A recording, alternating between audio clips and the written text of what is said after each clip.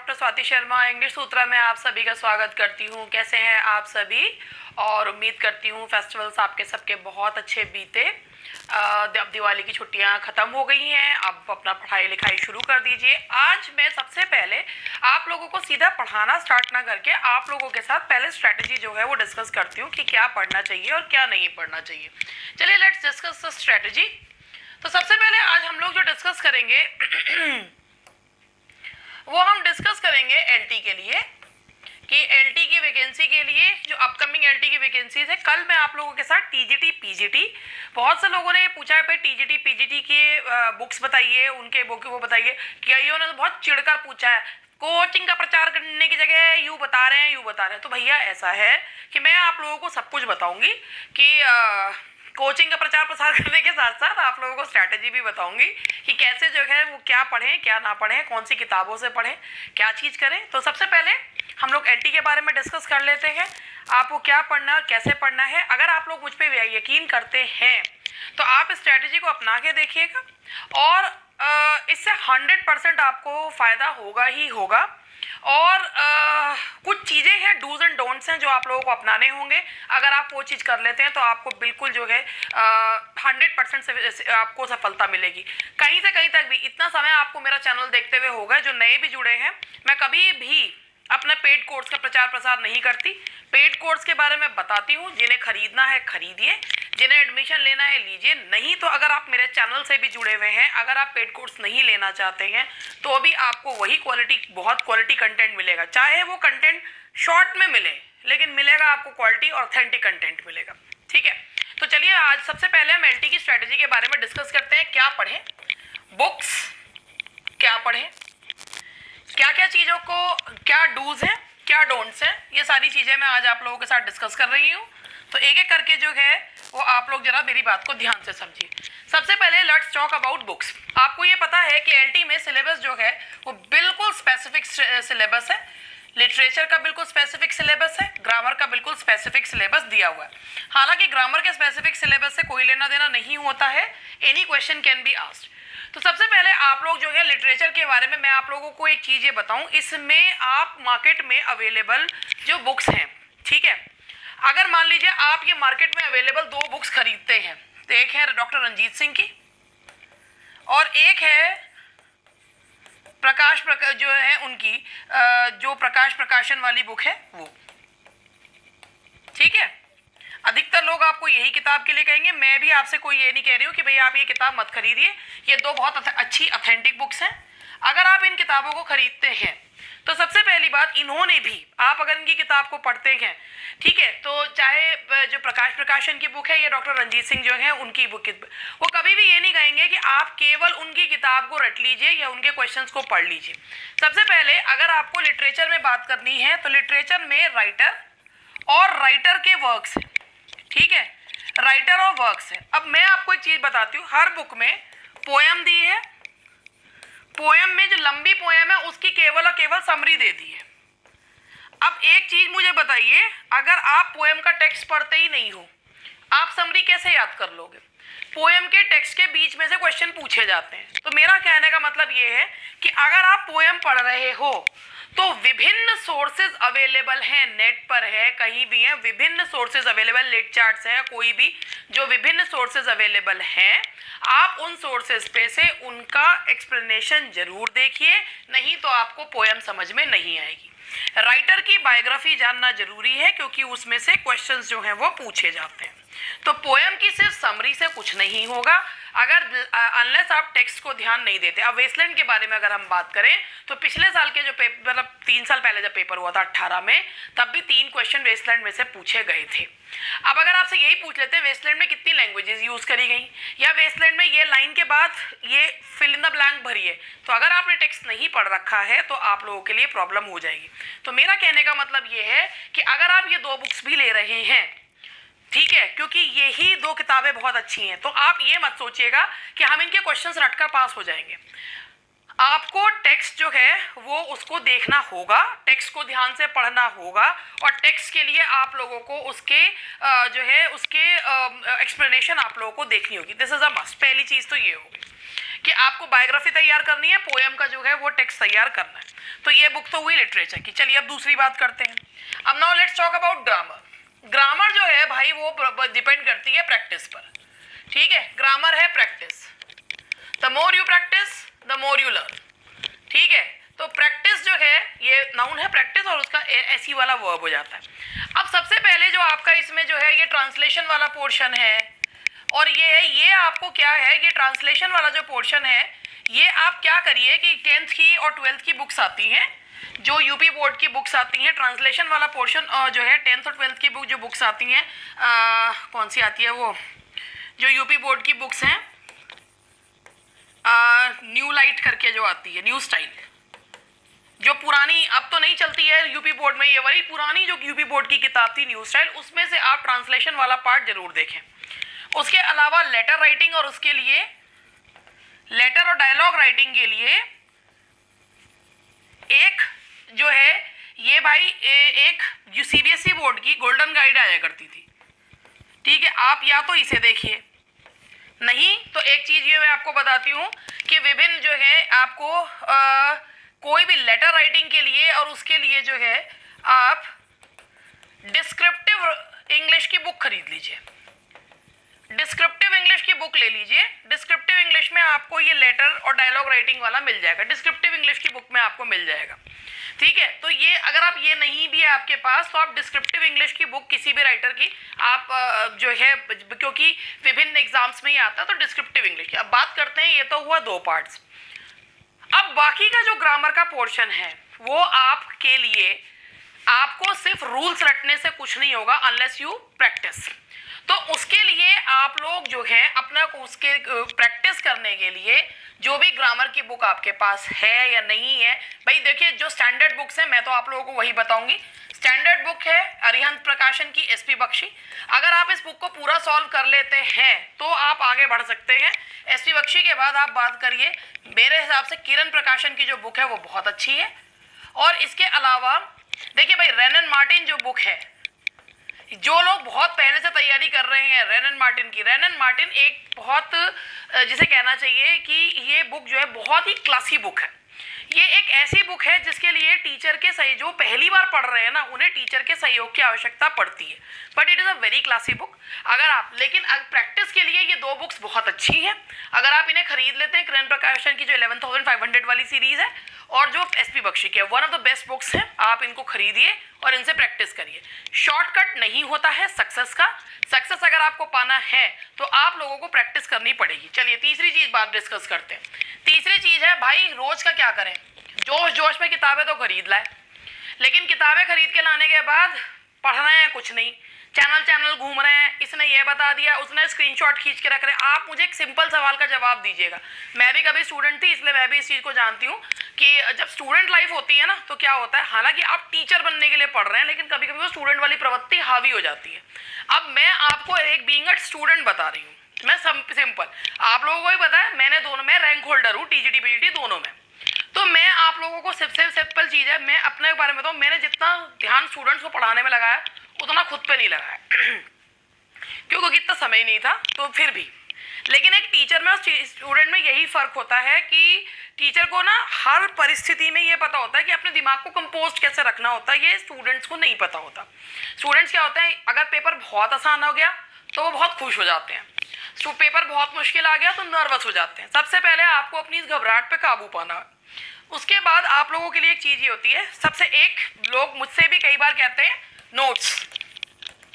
एक बहुत प्रैक्टिकल सी चीज़ आप लोगों को बता रही हूँ, अगर मैं नोट्स बना रही हूँ ना अपने, मैं 10 किताबों से नोट्स बनाती हूँ तो मुझे पता है मैंने कहाँ से नोट्स लिए हैं, उसका क्या रेफरेंस है, कहाँ से वो चीज़ है। तो वो नोट्स मेरे काम के तो हैं, जो हैंड रिटन नोट्स होते हैं कोई भी, लेकिन वो नोट्स आपके किसी काम के इसलिए नहीं है क्योंकि आपको इसका सिर पैर भी अगर नहीं पता तो आपके वो नोट्स किसी काम के नहीं है। तो मेरा कहना ये है कि नोट्स बनाइए ना। आप कोई किताब खरीद के ला रहे हो, आप नोट्स बना रहे हो, जो कोई भी किताब खरीद के लाते हो ना, नोट्स जरूर बनाने चाहिए। नोट्स बनाने से आपको बहुत हेल्प मिलती है। ये मेरा अपना पर्सनल एक्सपीरियंस है, जो कि मैं इसलिए आपसे कह रही हूँ भाई, आप ये मत समझिएगा कि भाई एक बीइंग अ टीचर कह रही हूँ। I have always been a meritorious students, और मैंने हमेशा नोट्स बना के पढ़ाई करी है।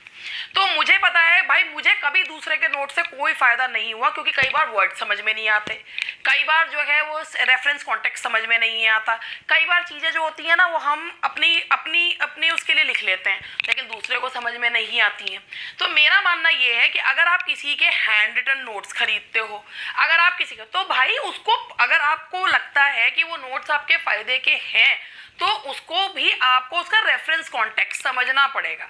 ये नहीं कि भाई ये इसने टीजीटी पीजीटी निकाला है या इसने निकाला तो इसके नोट्स मेरे लिए भी जादू का काम करेंगे, मतलब मैं तकिए के नीचे रख के सो जाऊंगा और सो जाऊंगी तो मेरे दिमाग में घुस जाएंगे, ऐसा कुछ नहीं होता। जब तक आप उन नोट्स पे काम नहीं करते हो तब तक वो नहीं होता। तो मेरा मानना ये है कि आप कुछ भी चीज़ खरीदते हो, नोट्स बनाइए। दूसरे के नोट्स आपके लिए बिल्कुल भी फायदेमंद नहीं है। पॉइंट नंबर ये हो गया। तीसरा पॉइंट हो गया, नोट्स खुद बनाएं। सेल्फ तैयार जो है, सेल्फ प्रिपेयर्ड नोट्स होने चाहिए, खुद तैयार करें, ठीक है। नोट्स खरीदने का काम मत कीजिए। नोट्स उसके आगे और खरीद रहे हैं तो रेफरेंस कॉन्टेक्स्ट समझिए, उसमें आपको बहुत मेहनत करनी। दूसरा, हर चीज़ की पीडीएफ स्क्रीनशॉट सेव करते हैं। आप खुद बताइए, आपके फ़ोन के उसमें वो बस पड़े रहते हैं, आप कितना उन स्क्रीनशॉट्स को यूज़ करते हैं, आप कितना उन पीडीएफ्स को यूज़ करते हैं। इससे अच्छा तो ये है कि आप उनके ढंग से नोट्स बना लो। जो भी इंसान कोई चीज़ बोल रहा है उसे नोट्स बना लो। थोड़ी सी मेहनत ही तो करनी है। जब आपको 55-60 हज़ार रुपए की जॉब चाहिए तो क्या आप इतनी मेहनत नहीं कर सकते? जो मेहनत करते हैं उनको ही अंततः सफलता मिलती है, और ये तो उन नौकरियों में से है जो ड्रीम जॉब होती है लोगों की, ठीक है। चलिए, उसके बाद हम बात करते हैं कि भाई नोट्स है खुद तैयार करें। अब उसके बाद हमारा आता है कि भाई टाइम कितना दें। एक ये बड़ा कॉमन क्वेश्चन है भाई, टाइम कितना दें। तो आपको 10 लोग 10 सलाह देंगे, टाइम कितना दें। मैं आपको एक साधारण चीज बताती हूँ, आपके बस के जितना टाइम हो ना आप उतना दो।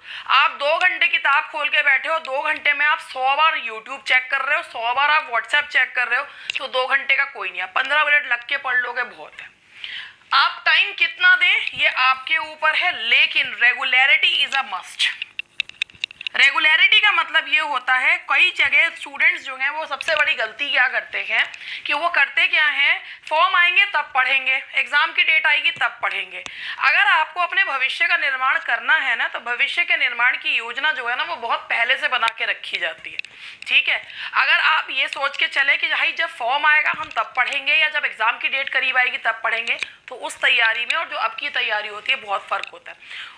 उस समय अगर आप करेंगे तो आपको 5 से 6, 7 से 8, 10, 12 घंटे देने होंगे। अब वो 10-12 घंटे में आपका दिमाग बहुत ही ज़्यादा वो रहेगा, यार ये पढ़ूँ या ये पढ़ूँ। तो मेरा मानना ये है कि आप अभी से अपने पढ़ना शुरू कर दीजिए। जो चीज़ आपको लग रहा है कि ये कोई असंभव चीज़ नहीं है, आप सब कर सकते हैं। करना आपको केवल इतना है कि आप लोगों को इसमें चीज़ों को अपना रोज पढ़ना है, रोज ग्रामर करनी है, रोज लिटरेचर करना है। जो शेड्यूल आपने बनाया, दुनिया इधर की उधर हो जाए मगर वो शेड्यूल इधर उधर नहीं होना चाहिए। आपने अगर ये सोचा है ना कि भाई मुझे 1 घंटा देना ही है तो 1 घंटा दीजिए, चाहे कुछ भी हो। जैसे बाकी चीज़ें करने के लिए करते हैं तो ये रेगुलरिटी इज अ मस्ट, करेंगे ही करेंगे, ठीक है। अगर ये सोचेंगे चल कल नहीं परसों या उसको ओवरलैपिंग करते चलेंगे तो वो नहीं होगा। आप ये सोचे कि भाई मेहनत तो मैं बहुत करता या करती हूँ लेकिन मेरा होता कुछ नहीं, तो कहीं ना कहीं, भाई मैं सबके लिए नहीं कहती, कई बार किस्मत भी बहुत बड़ा रोल प्ले करती है, लेकिन कई बार गलती हमारी होती है, हम देखना नहीं चाहते, हम दूसरों पर ठीकरा फोड़ते हैं, ठीक है। तो अब दूसरों पर ठीकरा फोड़ने की जगह आप खुद देखिए कि आप क्या कर सकते हैं। तो सब ये है कि regularity is a must, regularity आपको जरूरी है, और कोई ये नहीं बता सकता हम कितना टाइम दें, ये आपके ऊपर है, आप कितने टाइम तक पढ़ सकते हैं, ठीक है जी। चलिए और चीज़ बात करते हैं। उसके बाद हमारे दिमाग में नेगेटिव नकारात्मक विचारों का आना एक बहुत ही ऐसा है, जैसे कि भाई नकारात्मक विचारों का आना बिल्कुल हमारे दिमाग में ऐसा है जैसे हम खाना खाते हैं, पानी पीते हैं, सांस लेते हैं, ऐसे ही नकारात्मक विचार। मेहनत तो कर रहे हैं, पता नहीं कुछ होगा नहीं होगा, अरे पढ़ तो रहे हैं, भगवान जाने कुछ होगा नहीं होगा। तो मेरा मानना ये है कि अगर आप नकारात्मकता से घिरे रहेंगे तो आपको नकारात्मक परिणाम ही देखने को मिलेंगे। अब ये मत कहिएगा कि हमने अपनी ज़िंदगी में सिर्फ नकारात्मक चीज़ें ही देखी हैं, ठीक है। तो अगर आपने नकारात्मक चीज़ें देखी, एक चीज़ मैं आपको बताऊं, अगर हम एक चुटकुले पे 100 बार हंस नहीं सकते ना, तो एक नकारात्मक या एक बुरी दुखी करने वाली चीज़ पे बार बार रो क्यों रहे हैं? सिंपल सी बात है, क्यों रो रहे हैं? जब कोई इंसान कामयाब होता है ना, तभी लोग उसकी दुख भरी स्टोरी भी सुनना पसंद करते हैं। जब इंसान कामयाब नहीं होता है ना, तो उसकी दुख भरी स्टोरी को सुन के लोग ये सोचते हैं कि यार पता नहीं कुछ मांग ना ले। तो आप बेचारे बनना छोड़िए। अगर ऐसा आपके मन में कभी विचार आता है, मेरा मानना ये है, ठीक है, कभी भी जब बहुत एक पावरफुल सिचुएशन में आप लोग जरूर आएंगे, और वो तभी आएंगे जब आप खुद मन के हारे हार है, मन के जीते जीत है, वो चीज़ आप लोगों को करनी होगी। तो आप अगर ये सोचेंगे तो आप करेंगे भी, ठीक है जी। तो टाइम कितना दें, नोट्स कैसे बनाएं, बुक्स कौन सी पढ़े, ये सब मैंने आप लोगों को बताया। इसके बाद हम बात करते हैं कि और स्ट्रैटेजी में क्या करें। अगर आपको मेरे चैनल से जो भी हेल्प मिलती है, आप क्या करिए कि जो भी चीज़ मैं बोलती हूँ बार बार उसे सुनिए और लिखिए। इलेबोरेट आपको करना पड़ेगा। मैं ये नहीं कह रही कि यूट्यूब पे मैं इतना समय दे दूंगी कि मैं एक एक चीज़ इलेबोरेट करके पढ़ाऊंगी। कई बार क्लासेस स्किप भी हो जाती हैं, कई बार चीज़ें हो भी जाती हैं, लेकिन जितना भी करवाऊंगी वो आप लोगों के लिए यूज़फुल होगा, और ये हमें 100% होगा, ये मैं भी जानती हूँ। क्योंकि इतना ओवरवेलमिंग रिस्पांस मेरे चैनल पर आया है, जो स्टूडेंट्स ने कितनों ने लिखा है कि आपके चैनल से हम लोगों ने टीजीटी पीजीटी निकाला। कुछ लोगों ने तो सिर्फ मेरे चैनल से ही पढ़ के निकाला। मैं ये नहीं कहती कि सिर्फ उस कंटेंट से निकाला। भाई जो यूट्यूब से पढ़ रहा है ना, और जिसने टीजीटी पीजीटी निकाला, निसंदेह उसने बहुत मेहनत करी है, और बहुत ही ज़्यादा मेहनत करी है। उस मेहनत को मैं सलाम करती हूँ कि उन लोगों ने बहुत मेहनत करी है। आप उस मेहनत के पीछे का वो देखिए कि दिन रात एक करके किसी इंसान ने अगर ये करा है तो आप भी कर सकते हैं। You can do it age. तो आपको ये स्ट्रैटेजी अपनानी है कि आप लोगों को सारी चीज एक साथ लेके चलनी है, और अगर आप ये काम कर सकते हैं तो आप ये मानिए कि आप बिल्कुल प्रतिस्पर्धा में इन है। दूसरी चीज, सबसे इंपॉर्टेंट चीज, जब भी कभी कोई फॉर्म भरा जाता है तो उसकी एलिजिबिलिटी चेक करनी बहुत जरूरी है। जैसे 2 साल हमने इंग्लिश पढ़ी है, तीसरे साल नहीं है, तो आप एलिजिबल हैं या नहीं है, ये पिछले साल का वो उठाइए और देखिए कि आप एलिजिबल उसमें हैं या नहीं है। नहीं है तो आपको लोग बेवकूफ़ बनाए या करें, वो मत कीजिएगा, मत उसके चक्कर में मत पड़िएगा। एज क्राइटेरिया है, और ये सारी चीज़ें आपको पता होनी चाहिए, ये वहाँ पर जाकर नहीं होना चाहिए, ठीक है। कई लोग केवल अपने एडमिशन्स भरने के लिए झूठ बोल देते हैं, तो वो चीज़ मैं बिल्कुल नहीं करती हूँ। मैं बिल्कुल, आप पिछले साल का जो इसका था वो उठा के पढ़िए, तो आपको चीज़ पता क्लियर होंगी सारी चीज़। एक और चीज़, सबसे ज़्यादा जो स्टूडेंट्स प्रॉब्लम में आते हैं, वो मैं एक चीज़ आपको और बता रही हूँ। 150 मार्क्स का ये पेपर होता है, जिसमें 30 मार्क्स की जीएस होती है और 120 मार्क्स की सब्जेक्ट होता है। अब क्या करते हैं अधिकतर लोग, 30 क्वेश्चंस के चक्कर में 120 क्वेश्चंस को बिल्कुल ही उसको हाशिए पर डाल देते हैं। ये बिल्कुल सत्य बात है। देखिए, जीएस यूपीपीएससी के द्वारा वही यूपीपीएससी कंडक्ट कराता है, तो जीएस का लेवल भी वही होता है। तो आप ये मान के चलिए जैसे पीसीएस के पेपर के क्वेश्चंस आते हैं, वही लेवल इसका रहेगा। अब उसमें 30 नंबर में ढेर सब्जेक्ट्स होते हैं। जब ये ढेर सब्जेक्ट आप तैयार करते हैं ना, तो आप कहीं ना कहीं अपने सब्जेक्ट को नेग्लेक्ट करना शुरू कर देते हैं। तो मैं आप लोगों से कहूँगी, ये आपको टाइम टेबल बनाना है कि जो जीएस अगर हमें पढ़ना है, तो हम जीएस अगर 30 मार्क्स का है, तो उन 30 मार्क्स के जीएस को हमें कितना टाइम डिवोट करना है कि हमारा सब्जेक्ट उसके सब्जेक्ट पे वो हावी ना हो। दूसरी चीज, बिना नेगेटिव मार्किंग को देखे पेपर पट करके आप अटेम्प्ट करते चले जाते हैं। ये मान के चलिएगा, इस पेपर में जनरल वालों के लिए 67 क्वेश्चंस ठीक करना मैंडेटरी है, 45% का क्राइटेरिया। आप यानी कि कहने का मतलब यह पेपर का लेवल बहुत ही टफ क्यों ना हो, 67 क्वेश्चन तो आपको ठीक करने ही है, नहीं तो आप उसमें पास होंगे ही नहीं। तो नेगेटिव का ख्याल इसमें रखना होता है। इसमें नेगेटिव क्वेश्चंस होने की वजह से आप सारे क्वेश्चन अटेम्प्ट नहीं कर सकते, इसलिए सब्जेक्ट को इतना मजबूत बनाइए कि अगर जीएस में आपके ज़्यादा क्वेश्चन ठीक नहीं भी होते हैं, तो आप 120 क्वेश्चन में से कम 100 क्वेश्चन ठीक अटेम्प्ट करें। सुन रहे हैं आप मेरी बात? तो अगर आप इस चीज को अपना क्राइटेरिया बनाते हैं, तो स्मार्ट वर्क की जरूरत होती है। हार्ड वर्क के साथ अगर आप स्मार्ट वर्क करते हैं, then only you will be successful. अब मोस्टली लोग हार्ड वर्क तो करते हैं मगर स्मार्ट वर्क नहीं करते। ये इसका मैं आपको उदाहरण देती हूँ कि स्टूडेंट्स ने क्या करा। जब 2018 में एलटी का पेपर हुआ, तो मेरे जो स्टूडेंट्स थे, उस समय मैं यूट्यूब पे बिल्कुल भी नहीं थी, और जो है मेरे जो स्टूडेंट्स थे उन्होंने क्या करा कि वो इतने खुश हो गए पेपर देख लिख के कि अरे ये पेपर में तो 101 क्वेश्चन तो हमको आते ही हैं इंग्लिश के, पहले जीएस कर लेते हैं। वहाँ पे घड़ियाँ नहीं थी, कुछ नहीं थी। उन्होंने जो है वो पेपर जीएस करते करते उन्हें समय का पता नहीं चला।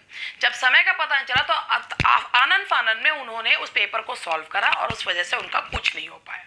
जिन स्टूडेंट्स ने दिमाग लगा के पेपर को सॉल्व करा उन्हीं स्टूडेंट्स का जो है वो हुआ कि भाई इसमें हमें इतना है और ये, और नेगेटिव को ध्यान में रखते हुए जिन्होंने करा, पूरा का पूरा पेपर अटेम्प्ट नहीं करा, जितना आता था उतना करा, वो ही उसमें सिलेक्ट हुए। हालांकि उसमें कहीं से कहीं तक भी कोई आंसर की नहीं आई, कोई कुछ नहीं आया, लेकिन हमें ये पता है क्योंकि मैंने अपने स्टूडेंट से बात करी तो मुझे ये चीज़ पता है कि उन्होंने किस तरीके से पेपर को सॉल्व किया था।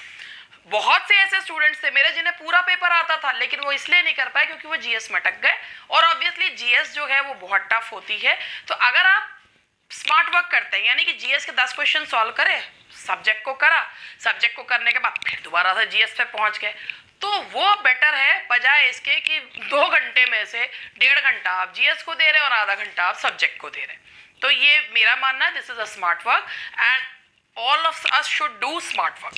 तो सभी को स्मार्ट वर्क करना चाहिए। तो मेरे ख्याल से, और नेक्स्ट सबसे इंपॉर्टेंट चीज, फॉर्म भरने में कोई गलती नहीं करना।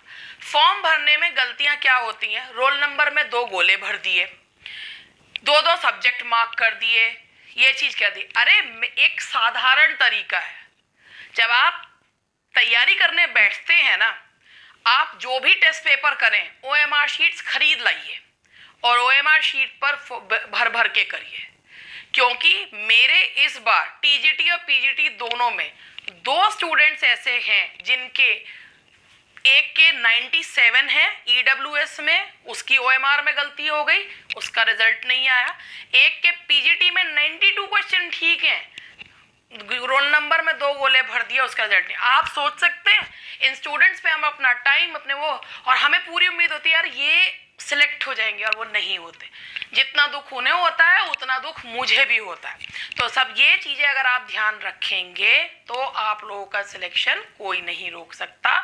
भाई किस्मत अगर बहुत ही वो हो, रूठी हुई हो, तो बात अलग है, लेकिन जो अपनी मदद खुद करते हैं भगवान भी उनकी मदद करते हैं। मैं इस बात में 100% इस चीज़ को मानती हूँ कि भगवान भी उनकी मदद करते हैं जो अपनी मदद करना चाहते हैं। तो अगर आप ये चाहते हैं तो आप ये चीज़ कर सकते हैं। अगर आपको ये चीज़ें सही लगी हो तो मुझे बताइएगा, ठीक है। चलिए और अब बात डिस्कस कर लेते हैं।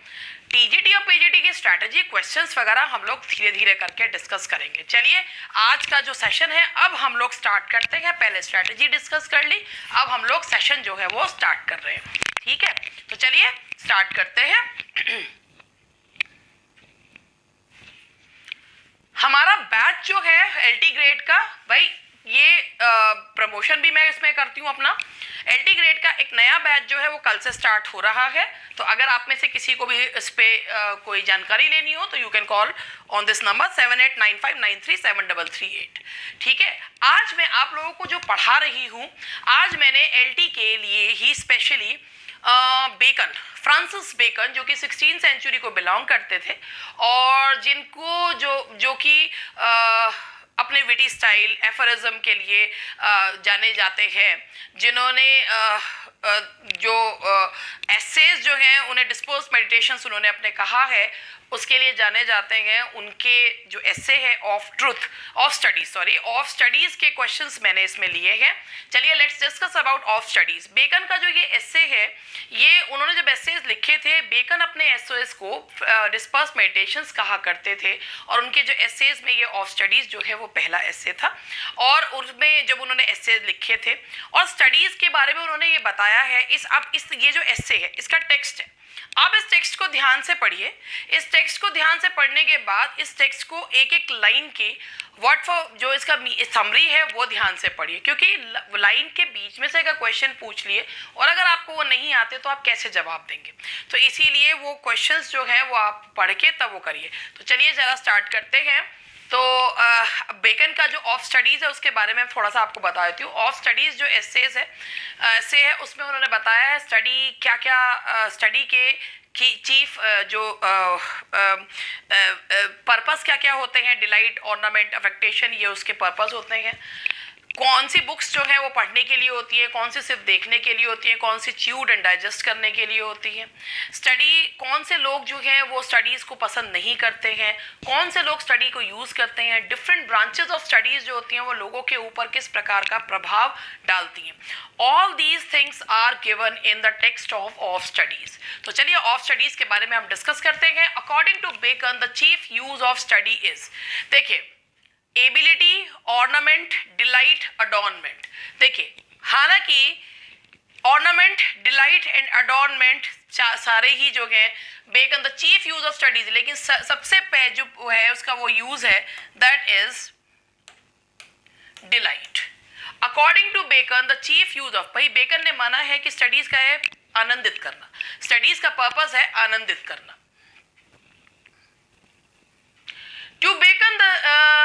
To Bacon, the person who spend too much time in studies is, according to Bacon, to spend too much time in studies is, Bacon का मानना था कि if a person spends too much time in studying, then what is that? According to Bacon, कि अगर कोई व्यक्ति बहुत ज़्यादा स्टडीज में अपना समय व्यतीत करता है तो क्या है, तो उसका आंसर है आपका दैट इज स्लॉथ। उसका आंसर है स्लॉथ, कि अगर कोई व्यक्ति बहुत ज्यादा अपना समय स्टडीज में लगाता है तो वो क्या है, that is sloth. For abilities which are natural is like plants that need, ये बेकन ने इसमें कहा है कि एबिलिटीज, इंसान के अंदर जो एबिलिटीज होती हैं वो प्लांट्स की तरह होती हैं, और जैसे प्लांट्स को प्रूनिंग की जरूरत होती है, काट छांट की जरूरत होती है, ऐसे ही स्टडीज के द्वारा नेचुरल एबिलिटीज को भी प्रूनिंग की आवश्यकता होती है। तो natural abilities can be pruned by studies. Pruning means होता है काट छांट करना। According to Bacon who condemn studies, ये सारी चीजें उसमें ऐसे में दी गई है। बेकन के अनुसार स्टडीज को कंडेम कौन करता है? बेकन के अनुसार स्टडीज को कंडेम करते हैं कौन? Crafty man. Crafty man condemn studies.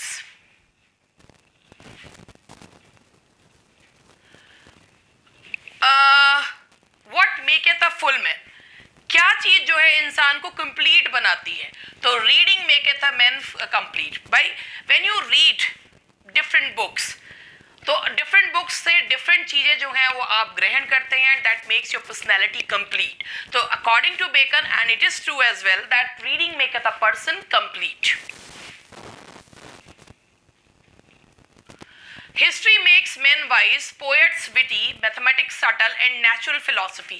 इसमें इस ऐसे में उन्होंने ये बताया है कि हिस्ट्री जो है वो इंसान को समझदार बनाती है, कि the mistakes we had committed in the past, we should not commit those mistakes in the present as well। Poets witty, when we read poems then a natural wit inflows in our veins। Mathematics subtle, mathematics जो है वो हमें subtle बनाता है, और natural philosophy हमें क्या बनाती है? तो ये लाइन जो है वो एसे के बीच में से है। तो फिलॉसफी हमें क्या बनाती है? Philosophy makes us deep. The exercise bowling is good for dash and Reigns. यहाँ पर उन्होंने बताया है कि भाई कि विभिन्न प्रकार की एक्सरसाइजेस किस चीज के लिए अच्छी होती है। तो जो बॉलिंग जो गेम होता है वो किस चीज के लिए अच्छा होता है? Bowling is good for stone and reins, that is good for stone and. अब ये जो सारी चीजें हैं that you will find in the text of the essay. A man who studies a lot is temperamentally, एक व्यक्ति जो बहुत ज्यादा पढ़ता है वो टेम्परामेंटली कैसा हो जाता है? अगर हर समय आप बाकी की चीजें नहीं करेंगे, बाकी की एक्टिविटी नहीं करेंगे, तो टेम्परामेंटली यानी कि आपका जो व्यवहार है वो कैसा हो जाएगा? Lazy. You will become lazy. If a person studies too much then he becomes lazy. Studies develop the men's natural, studies क्या डेवलप करती हैं? Studies develop men's natural abilities, जो है वो क्या करती हैं? एबिलिटीज को डेवलप करती हैं।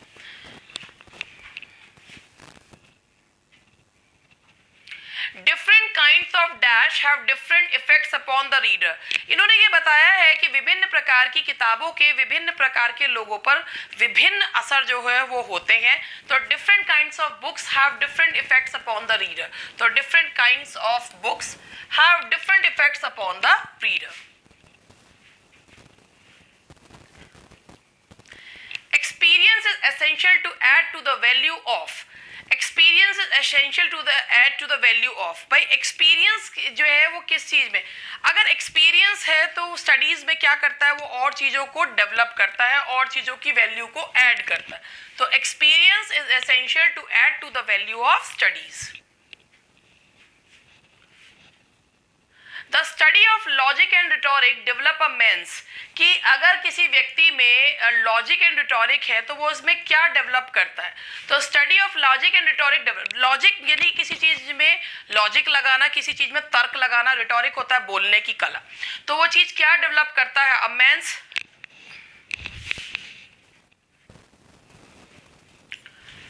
तो रिटोरिक और बोलने की कला क्या डिबेट करते हैं, हमारी क्या चीज को डेवलप करते हैं, वो डेवलप करते हैं डिबेटिंग पावर को। तो डिबेटिंग पावर को डेवलप करते हैं। Now the next question is planning and management of affairs are expected only from person.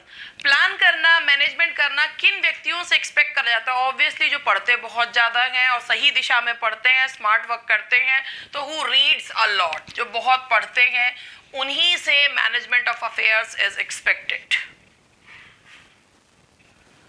Some books are to be tasted, others swallowed and some few to be chewed. Actually ये अपने bacon अपने एफरिस्टिक style के लिए जाने जाते हैं, बहुत कम शब्दों में बहुत सारी बातों को कह देना। Some books only to be tasted, कुछ बुक्स जो होती है वो सतही रूप से पढ़ने के लिए होती हैं, वो डीप में जाने के लिए नहीं होती। अदर्स स्वेलोड, अदर्स जो होती हैं भाई कुछ चीज़ जानने के लिए उनको स्वेलो करना होता है, यानी कि केवल उनको पसंद आए या ना आए, लेकिन आपको जो है अपना काम बनाने के लिए आपको you have to go through those books.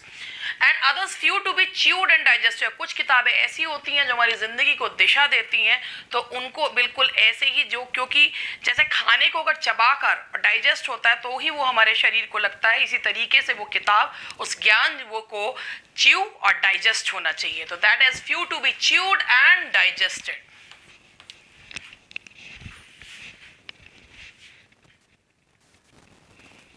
Now there are some of the questions of grammar. Spotting the error है कि questions हैं, ये मैं आप लोगों के लिए अब लिए कुछ questions मैंने literature के लिए, कुछ questions मैं आप लोगों के लिए grammar के लिए लेके आई हूँ। ये वीडियो जो है वो चूँकि आज strategy पे डिस्कस करी है तो छोटा ही वीडियो जो है उसको रखा है, बाकी लेकिन हेल्पफुल तो ये भी होगा ही आप लेके। तो चलिए स्टार्ट करते हैं। स्पॉटिंग द एरर है, ये है why some people don't get what they deserve and why others get what they don't deserve is a matter decided by luck. Actually ये जो क्वेश्चन है, अगर आप बात करते हैं, अगर हमारा क्वेश्चन वर्ड से स्टार्ट होता है तो उसके बाद पहले हेल्पिंग वर्ब लगाते हैं, ठीक है। तो पहले हेल्पिंग वर्ब लगाते हैं। अब आप यहाँ देखिए, why some people don't get what they deserve and why others get what they don't deserve। तो why others get, भाई यहाँ पर जो है वो सेंटेंस जो है वो जुड़ गया है, इनडायरेक्ट हो गया, लेकिन यहाँ पर ये देखिए why don't some people, तो यहाँ आप हेल्पिंग वर्ब लगाएंगे तो ये चीज़ यहाँ आ जाएगी why don't some people, क्योंकि अगर क्वेश्चन वर्ड से क्वेश्चन को स्टार्ट कर रहे हैं तो उसके बाद हेल्पिंग वर्ब लगता है। तो why don't some people, why do some people not, अगर इसे तोड़ के करते तो ये some people के बाद not लगता, लेकिन यहाँ आएगा why don't some people get। तो हमारा इसमें कौन से पार्ट में एरर है, ये ए पार्ट में एरर है।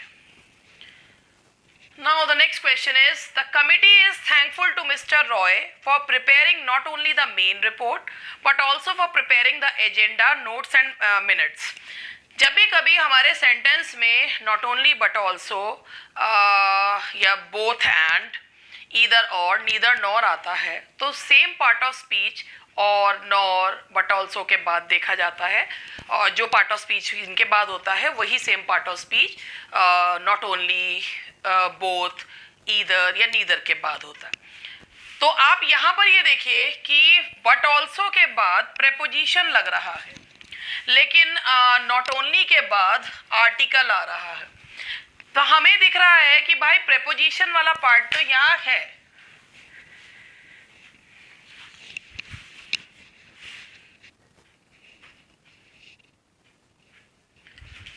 तो देखिए कि जो पार्ट ऑफ स्पीच जो है वो बट ऑल्सो के बाद आएगी, वही part of speech not only के बाद आएगी। तो यहाँ से हम नॉट ओनली उठाएंगे और यहाँ लगा देंगे, तो ये आ जाएगा the committee is thankful to mister Roy not only for preparing the main report but also for preparing the agenda notes and minutes. तो इसमें आपकी error है B part में, B part में ये error है. Now let's move on to the third one. By the time she finished typing, it was not hardly 10. By the time से जब she finished typing, it was not hardly. भाई जब उसने typing करना बंद करा, टाइपिंग करना खत्म करा, इट वॉज नॉट हार्डली 10, तो 10 भी नहीं बजे थे. भाई बाय द टाइम अब जब आता है और फ्यूचर की बात जो है वो की जाती है, तो हम वहाँ पे क्या जब फ्यूचर की बात करते हैं तो बाय द टाइम के बाद फ्यूचर परफेक्ट टेंस और जो है वो आगे वाले में प्रेजेंट इंडेफिनिट टेंस लगाते हैं. लेकिन आप यहाँ से देखिए कि यहाँ पर ये सेंटेंस हमारा किस में दिया हुआ है, ये सेंटेंस हमारा पास्ट में दिया हुआ है.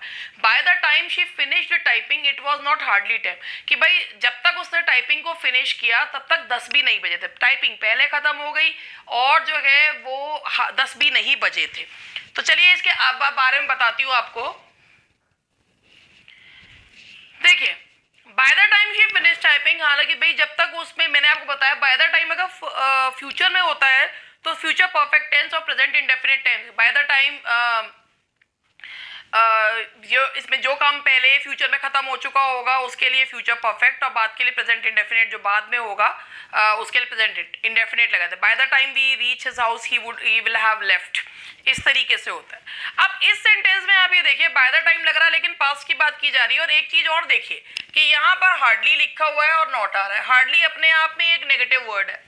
जब हार्डली अपने आप में एक नेगेटिव वर्ड है तो उसके साथ क्या नहीं लगाओगे, नॉट का यूज नहीं लगाओगे. Bye the time she finish typing it was hardly 10, तो इसमें एरर है आपके सी पार्ट में. And now the next question is, in order to save petrol, motorists must have to be very cautious while driving along the highways. अब आप इस question को ध्यान से पढ़िए. इसमें लिखा है कि पेट्रोल को सेव करने के लिए मोटरिस्ट को must have to be very cautious. एक चीज़ ये याद रखिएगा कि जो मॉडल होता है उसमें मस्ट का मतलब भी होता है कि कोई चीज़ की आवश्यकता है करने की, यानी कि किसी करने की आवश्यकता है, करना जरूरी है. और हैव टू का मतलब भी यही होता है कि करना जरूरी है. भाई you have to do this, you must do this, एक ही बात है. जब दोनों का एक ही मतलब है तो दोनों एक साथ यूज नहीं करे जाएंगे. या तो हैव टू लगा लीजिए या मस्ट लगा लीजिए. जरूरत से ज़्यादा अंग्रेजी का प्रयोग जो होता है वो अंग्रेजी की हत्या कर देता है. तो ये यही है, in order to save petrol motorist have to be very cautious या मस्ट बी वेरी कॉशियस. तो आप इसमें दोनों में से एक लीजिए, हैव टू हटा दीजिए, मस्ट बी वेरी कॉशियस लीजिए या have to be very cautious लीजिए. दोनों एक साथ नहीं आएंगे. Now the next question is, no country can long endure if its foundations were not laid deep in the material prosperity. No country can long endure if its foundations are not laid. देखिए अगर कोई भी country बहुत लंबे समय तक बर्दाश्त नहीं कर सकती यदि उसकी जड़ें मजबूत नहीं हैं. जड़ें मजबूत जड़ें मजबूत नहीं हैं. तो no country can long endure if its foundations are not laid deep. तो वर नहीं होगा, वर का मतलब है नहीं रखी गई थी, तो ये है आर नॉट लेड. अगर उसकी जड़ें मजबूत नहीं रखी गई हैं. Due to certain inevitable circumstances, the scheduled program had to be postponed indefinite, but the members could not be informed. देखिए, due to certain inevitable circumstances, कुछ ऐसी परिस्थितियां जिन्हें टाला नहीं जा सकता था, the scheduled program had to be postponed, कि जो प्रोग्राम schedule था उसको postpone करना पड़ा. अब आप सबसे पहले यहाँ देखिए, the scheduled program had to be, be के बाद जो verb लगता है that is third form, कि भाई प्रोग्राम को had to be scheduled, had to be postponed, उसको पोस्टपोन किया गया. तो ये वर्ब है. वर्ब को जो मॉडिफाई करता है वो कौन करता है? एडवर्ब करता है. वर्ब को मॉडिफाई एडजेक्टिव नहीं करता. अगर आप इंडेफिनेट बोलेंगे तो वो एक एडजेक्टिव है. जैसे हमने बोला इंडेफिनेट नंबर, तो वो नंबर नाउन है. नाउन को के बारे में जो बता रहा है वो इंडेफिनेट एडजेक्टिव है. And verb is modified by an adverb. तो एडवर्ब होगा, इंडेफिनेट नहीं होगा. There will be indefinitely, that will be adverb. तो यहां आएगा इंडेफिनेटली, तो ये होगा सी. तो एक्सप्लेनेशन जरूर सुन लीजिएगा। All three products help wean smokers from cigarettes by providing small doses of nicotine designed to replace the basic level of average smokers days nicotine consumption। जितने भी ये तीनों प्रोडक्ट्स हैं ये स्मोकर्स को जो है वीन स्मोकर्स फ्रॉम सिगरेट, ये स्मोकर्स को सिगरेट से दूर करते हैं by providing small doses of nicotine designed to, ऐसा निकोटीन जो डिजाइन करा गया है basic level of average smokers days nicotine. भाई एवरेज स्मोकर अगर आप बोल रहे हैं तो डेज निकोटीन नहीं होगा, that will B daily, the smokers daily nicotine. देखिए डेज मतलब होता है दिन का, और जब आप उसे दैनिक या रोज का बोलते हैं तो वहां पर हम यूज करते हैं डेली, तो यहां पर आएगा डेली वर्ड का यूज किया जाएगा। Now the next question is the main lesson is that the mosquito eradication campaigns such as the one the French conducted needs to be followed up। तो ये है the main lesson is that the mosquito eradication campaigns main lesson ये है कि जो mosquito eradication campaign थे उनको such as the one the French conducted, यहाँ बात मॉस्किटो इरेडिकेशन कैंपेन्स की जा रही है, इसीलिए यहाँ पर आएगा नीड्स की जगह आएगा need to be followed up।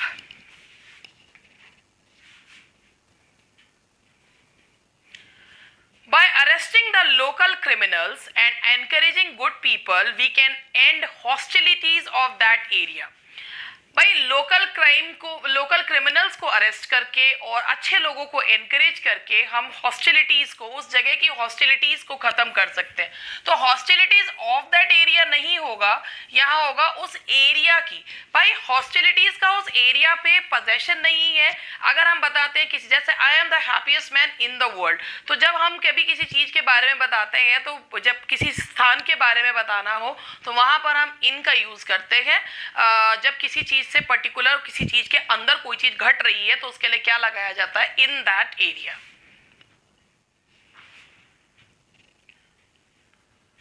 We admired the way he had completed all his work and appreciation the method adopted by him। देखिए we admired the way, हम admire करते हैं, admire जो है एक verb है, हम उस तरीके को प्रशंसा करते हैं। he had completed all his work, जिस तरीके से उसने अपना कार्य समाप्त किया, and appreciate, और and से जुड़ रहा है और हम दो verbs को जोड़ रहे हैं। appreciation अगर करेंगे तो वो noun हो जाएगा, दो verbs को जोड़ रहे हैं तो वहाँ क्या लगाएंगे, appreciate the method adopted by him। तो we admired the way, अगर यहाँ noun होता तो we have admiration, तो फिर यहाँ पर appreciation भी सही था। and से जोड़ रहे हैं तो दोनों चीजें बराबर होनी चाहिए, तो verb को verb से जोड़ रहे हैं।